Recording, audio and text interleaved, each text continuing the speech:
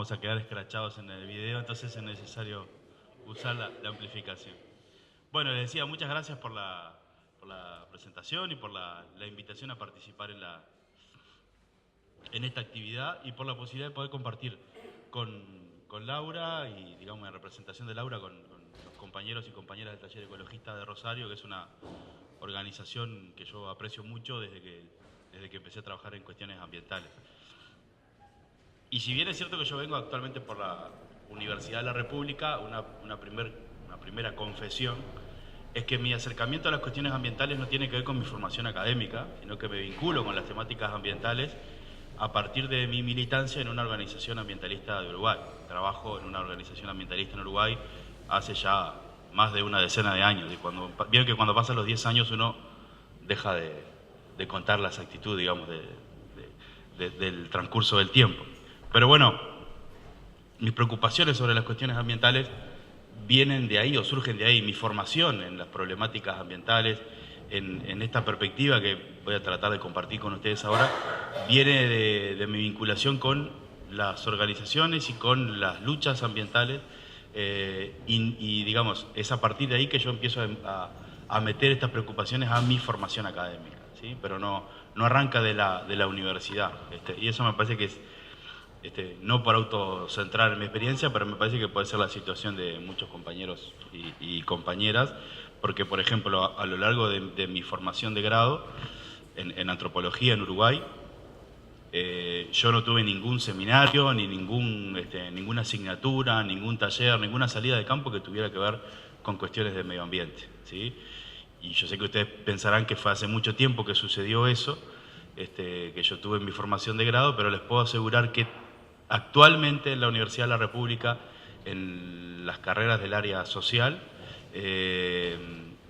hay una completa ausencia de formación en temáticas ambientales. Aunque sea, digamos, desde la mirada social, sociológica, antropológica, no hay abordajes, no hay formación de estudiantes en temas de cuestiones ambientales. Hay algunos elementos muy incipientes, optativas, seminarios que se dan de manera extracurricular, actividades puntuales que no forman parte, digamos, del centro de la formación. Eso capaz que lo hablamos más sobre el final.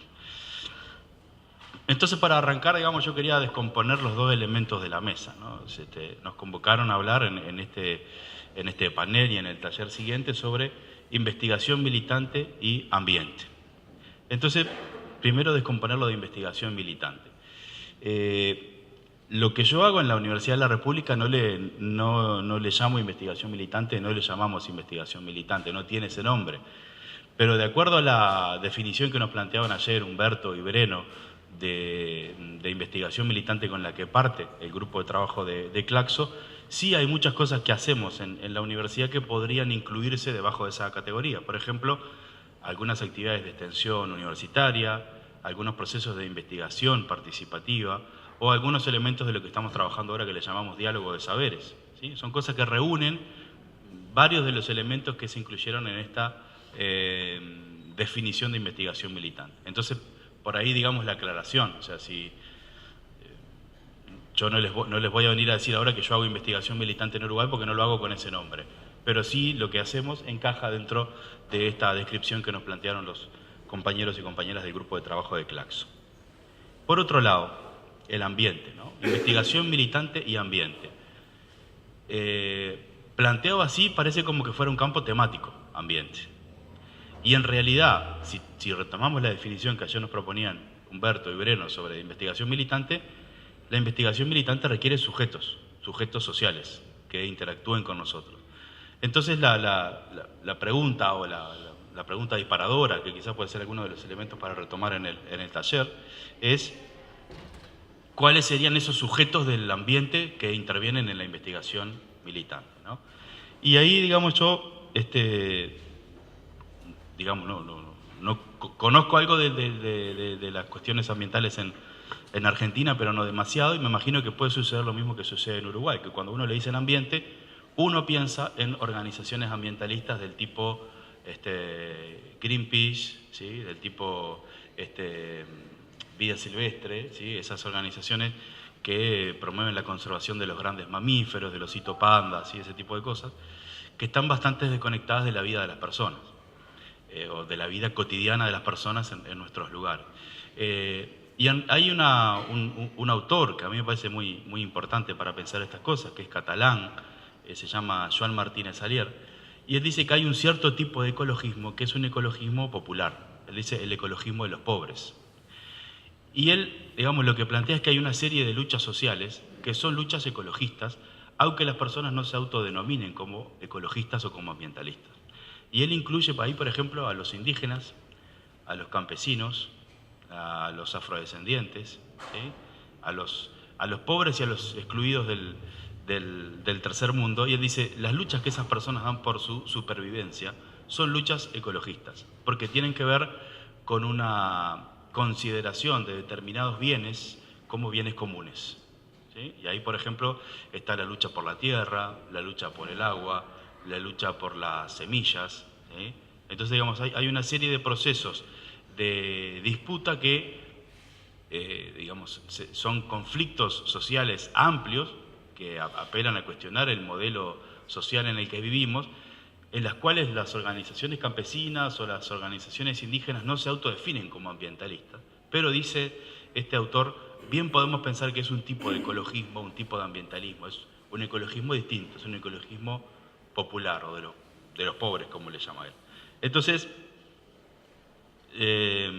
centrándome en eso y, por ejemplo, yendo al origen de la idea de la investigación militante con el trabajo de Orlando Falsborda en Colombia, a mediados del siglo pasado, podemos encontrar que hay unas primeras experiencias de investigación militante y ambiente o preocupaciones ecológicas o ambientales en su trabajo con los campesinos de los Andes en Colombia. ¿Sí? Toda la recuperación de la consideración de estos campesinos como de la tierra como un bien común. Ahí hay un primer abordaje de investigación de tipo militante o que pretende ser militante a partir de la recuperación de una consideración de un bien de la naturaleza como un bien común y no como un bien privatizable o acumulable. ¿Sí?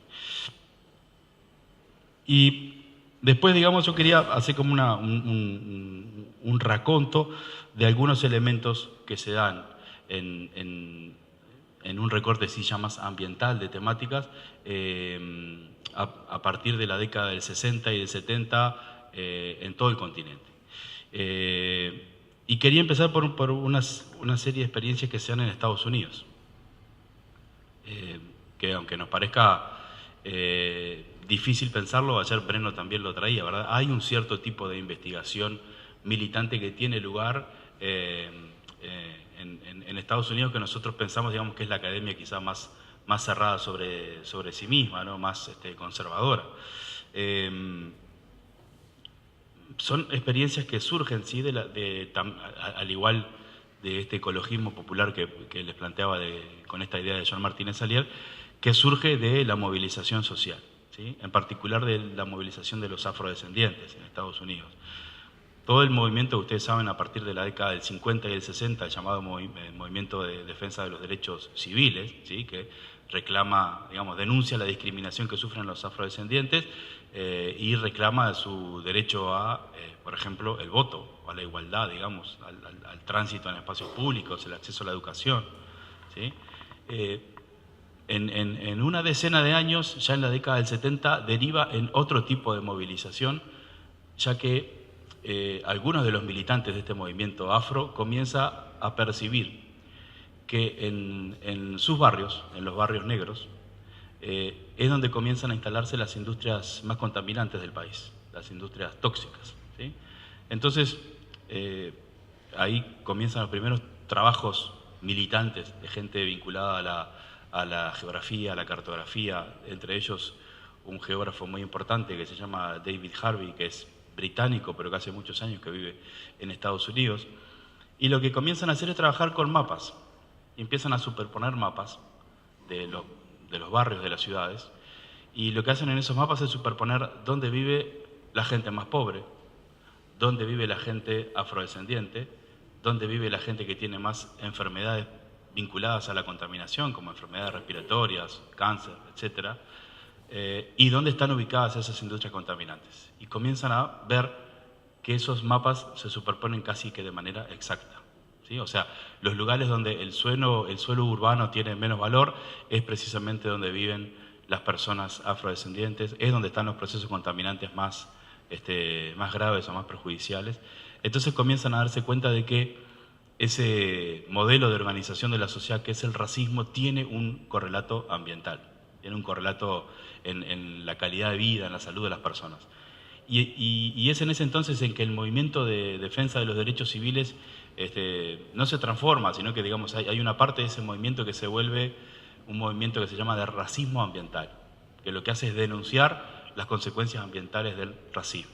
Y surge a partir del trabajo, surge desde el movimiento social, evidentemente, pero surge también a partir de este trabajo de interacción muy próxima con algunos universitarios vinculados a temáticas de salud y también, como les mencionaba, estos equipos que trabajaban en temas de geografía. Y en pocos años este movimiento del racismo ambiental incorpora otra vertiente de trabajo académico que es la de jurídica, es la vinculada a los derechos, y en pocos años se transforma ese movimiento, comienza a autodenominarse como movimiento de justicia ambiental. ¿Sí? Es un concepto, es un nombre que surge del campo de la lucha social desplegada por estos grupos de afrodescendientes, al que también se involucran a medida que se va desarrollando el movimiento otros sectores excluidos o postergados de la sociedad, como los chicanos o los latinos, digamos, que viven en la sociedad norteamericana, sobre todo en algunos procesos de la costa oeste. Y comienza a formarse lo que es el movimiento ambiental o ambientalista más importante de los Estados Unidos, que es el movimiento de la justicia ambiental, que lo que hace, digamos, es también apelar a esta cuestión de las desigualdades múltiples, ¿sí? O sea, el foco o el emergente de estos conflictos o de estas disputas está puesto en lo ambiental, pero no dejan de traer como aspectos relevantes la multiplicidad de las desigualdades sociales que dan lugar a esos problemas ambientales, ¿sí? O sea, como la diferencia de raza, de clase, ¿sí?, de género, tiene también un peso muy importante en estas desigualdades o en estos procesos ambientales. ¿Y qué pasa en América Latina? 10 minutos, bueno, creo que vamos a andar bien.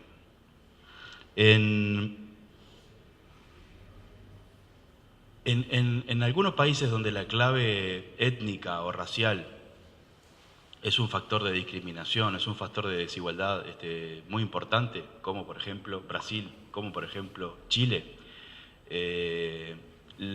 cobra mucha fuerza esta idea, este concepto de la justicia ambiental. Entonces ya de manera temprana, a comienzos de los años 90, tenemos en Brasil una red brasileña de justicia ambiental en la cual trabajan de manera conjunta académicos con organizaciones sociales, con militantes ambientalistas, trabajando en esta clave de denunciar las injusticias ambientales, ¿sí?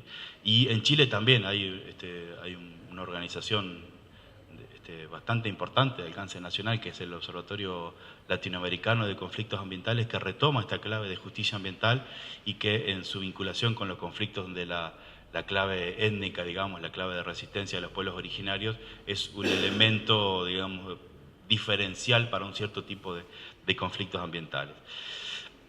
Pero si nos vamos a la idea de Martínez Alier del ecologismo popular, encontramos una gran cantidad de luchas sociales en América Latina, desde la década del 70, del 80 en adelante, que bien pueden considerarse luchas ambientales o luchas sociales que tienen un componente ambiental muy fuerte, donde hay involucrados procesos de investigación participativa, procesos de extensión o procesos de investigación militante en este sentido amplio.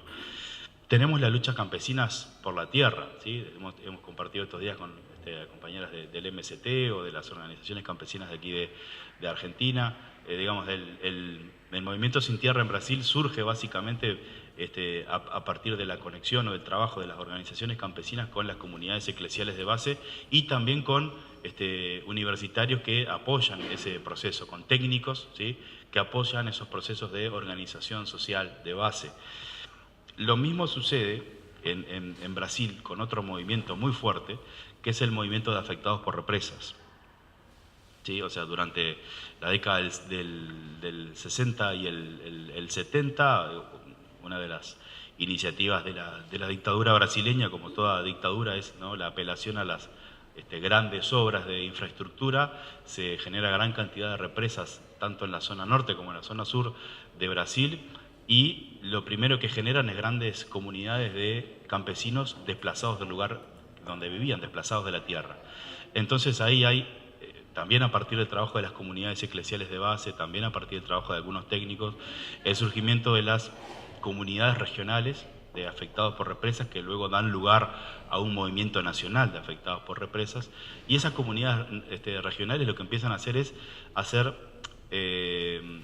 contraestudios de los estudios técnicos que presentan el gobierno para la realización de estas obras, y a presentar en algunos casos por la vía judicial y en otros casos por la vía de la denuncia pública simplemente, elementos para reclamar condiciones de reasentamiento ante estas obras, ¿sí? O sea, denunciar los impactos de estas obras, demostrar que no solamente traen beneficios para el país por la posibilidad de generar energía eléctrica, sino que están afectando un sector importante de la población. También en ese mismo momento, con la generalización de los derechos de los pueblos originarios a partir del convenio 169 de la OIT y de resoluciones de Naciones Unidas con respecto a los derechos de los pueblos indígenas en el mundo, comienza el trabajo muy marcado por nuestra disciplina, por la antropología, pero también por las ciencias jurídicas, de la contribución a los pueblos indígenas para la demarcación de sus territorios, ¿sí? O sea, comienza a haber legislación, en algunos casos, como el caso de Colombia, constituciones nacionales que reconocen el derecho de los pueblos indígenas a tener sus propios territorios, a gestionar sus propios territorios. Y lo que sucede es que los pueblos indígenas habían sido expulsados de esos territorios. Entonces comienza todo un proceso de reconocimiento jurídico, antropológico de esos territorios, y ahí también hay procesos de conocimiento académico puesto al servicio de las necesidades o las luchas de los colectivos sociales, que son luchas por el territorio, y en ese sentido podemos considerar las luchas ambientales o luchas ecologistas. Hay un caso particular ahí, digamos, que llama la atención por la profundidad del trabajo, que es el proceso que se da en yo dije indígenas, pero también incluye a comunidades quilombolas, como le llaman en Brasil, comunidades de afrodescendientes, y un caso emblemático es ese que se da en la costa pacífico de Colombia, con el proceso de comunidades negras, que es un trabajo de base que lleva muchos años, en el cual, digamos, uno de los está muy vinculado con el trabajo del propio Fals Borda, pero quien desarrolla más fuertemente ese trabajo es Arturo Escobar, que es un antropólogo que, digamos, hace muchos años que trabaja en Estados Unidos, pero donde hay un proceso de autodeterminación de las comunidades negras de la costa pacífico de Colombia, que lo lleva a gobernar sus propios territorios, a tomar decisiones sobre sus propios territorios. Y, digamos, esto, entre paréntesis, me consta que en muchos congresos internacionales el propio Arturo Escobar ha presentado ponencias en coautoría con estos integrantes del movimiento, y ha presentado esas ponencias en los congresos internacionales con integrantes del movimiento, ¿sí? O sea, hay ahí también esta idea de la coproducción de conocimientos y la corresponsabilidad en la difusión, digamos, conjunta de estos elementos. Entonces ahí, digamos, en todos estos casos, digamos, ¿por qué lo del proceso de comunidades negras puede ser considerado además una cuestión ambiental o una investigación militante sobre temas ambientales? Porque, no sé si ustedes lo saben, pero Colombia es uno de los países megadiversos del planeta, ¿sí? Es uno de los, Colombia, Ecuador, digamos, son países en los cuales se concentra una gran cantidad de biodiversidad del planeta, y justamente en las zonas donde viven las poblaciones indígenas y donde viven las comunidades negras en la costa pacífico de Colombia es donde se concentra la mayor cantidad de biodiversidad. O sea que además de tener un interés por el control de sus territorios, también hay un interés por la protección, la conservación o el uso sustentable de esos recursos o de esos bienes comunes asociados. Entonces, en general, lo que tenemos ahí es una participación del saber experto o el saber académico en beneficio de las luchas sociales de estos sectores.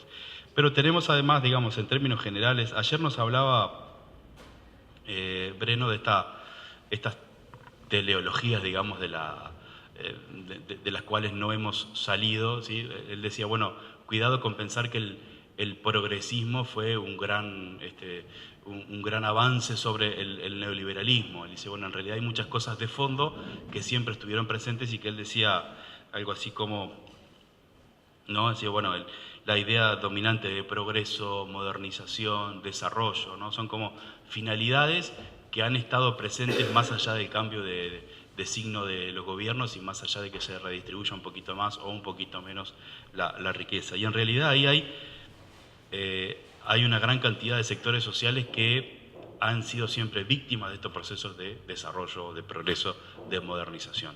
Y lo que hay en gran cantidad de casos es la demanda del saber experto, de un saber experto independiente, o por lo menos, como lo podríamos decir, un saber experto no comprometido con las empresas, sino comprometido con los estados, ante iniciativas de desarrollo, ante obras de desarrollo. Por ejemplo, el caso de las represas, pero podríamos incluir ahora otro tipo de iniciativas como proyectos de infraestructura, carreteras, vías férreas, puertos, obras productivas, como en el caso de nuestro país, plantas de celulosa, proyectos de megaminería a cielo abierto. ¿Sí? Hay colectivos, organizaciones que demandan un saber experto que les permita leer, decodificar los informes de impacto ambiental que presentan las empresas, ¿sí? Porque en la lógica de la legislación ambiental de nuestros países son las empresas las que realizan los propios estudios de impacto, las que contratan los estudios de impacto ambiental